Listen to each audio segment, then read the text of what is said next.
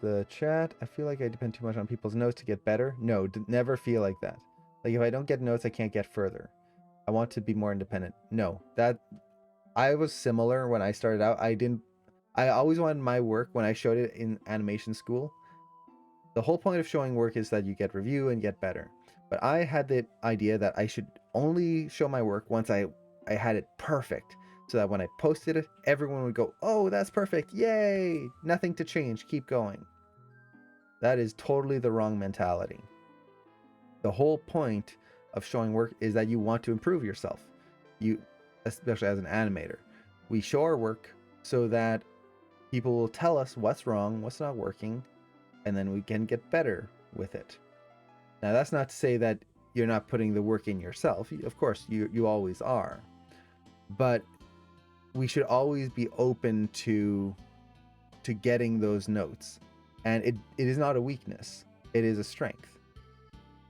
Now, this is actually something I was talking to another animator about, actually just a few days ago, about showing your work to a director.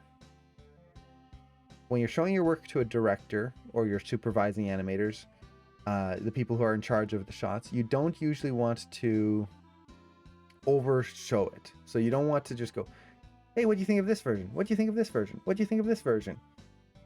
Because then it becomes a problem shot. The directors think that you don't really have a good understanding of it. It shows that, or to them, it shows that you're not making any decisions yourself. You're just waiting for buy off. So you don't really do that.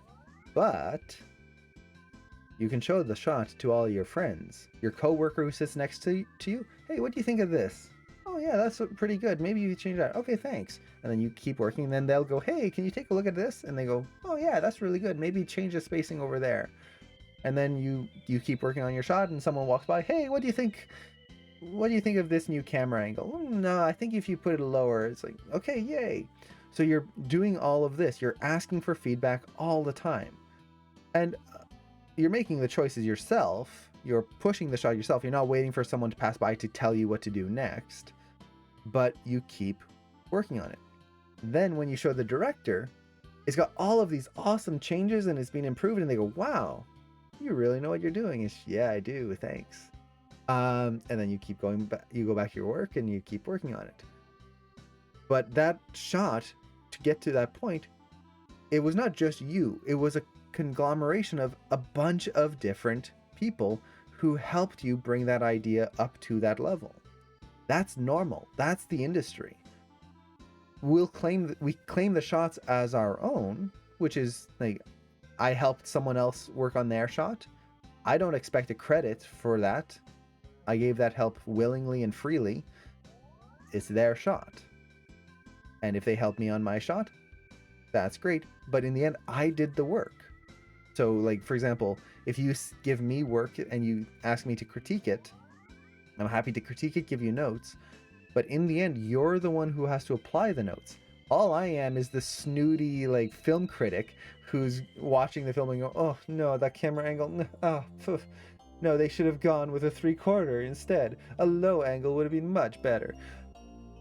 That essentially, that's what feedback is. Now, it's in a more polite way and it's trying to be constructive and helpful.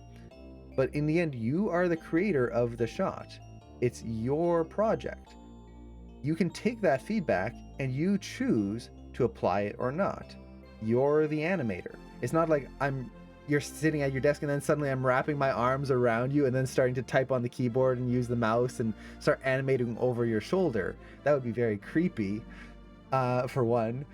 Just kind of, oh, hello. You should do it this way. And then pull back away. No, I'm not doing that. I'm not animating the shot for you. So it's your shot. Feedback is just that. It's feedback. It's someone else's opinion and you choose to accept it or not. So always seek out feedback. Always. And there will be times where it feels like, man, I can't do this unless I get feedback. I'm not understanding it. I feel like when I'm trying to do it on my own, I'm just not getting anywhere or learning anything, or it's always not as good. True. That applies to almost everyone. And part of that is if you're starting to learn, you don't know what to look for yet. You just don't. Like all the tips and tricks I give on the stream here, I didn't know when I started. It's all stuff I learned by getting feedback from someone else, and they told me how this thing could be improved. And then now I know about it and I can apply it for my future shots. So the more feedback you get, the less you'll need in the future. This kind of seems backwards, but it's true. You get more feedback early on, especially, you're going to need less feedback later on. You're going to know those little tips and tricks that they told you. So yeah, don't ever feel like feedback is a negative thing. Now, I will say this. There is one negative to feedback. And that is when you apply feedback blindly and you do not actively learn while you are taking the feedback. So, what's this image here? Yeah, yeah, exactly.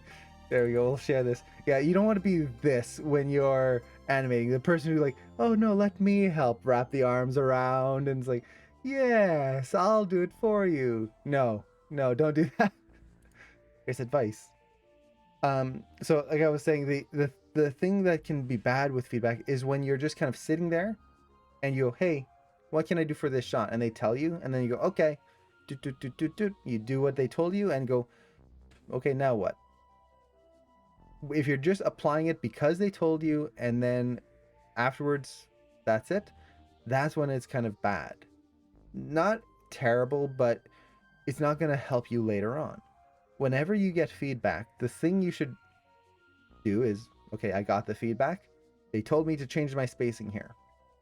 Why? Why am I changing my spacing here? Not that I'm questioning them about, like, why do you want me to do this? Oh, you're just trying to sabotage. That's not what I'm doing. I'm trying to learn. They told me to change the spacing here. Why? How is that going to improve it? Okay, let's try that out. Okay, what's the difference? Why is it feeling better now than it did before? Or vice versa. Sometimes you get feedback and it's not as good. It takes away from the shot. So you ask yourself, why? Why did when I changed this, it's not feeling as strong? By doing that, you are actively learning. You are choosing to take the knowledge that they gave you and grow from it, so that the next time a similar situation happens, you can go, I remember if I change the spacing this kind of way, it's going to make it feel better, heavier, stronger, whatever it is. Instead of just going, well, now what do? I need to be told exactly what I need to do on this one shot. No, you want to actively learn.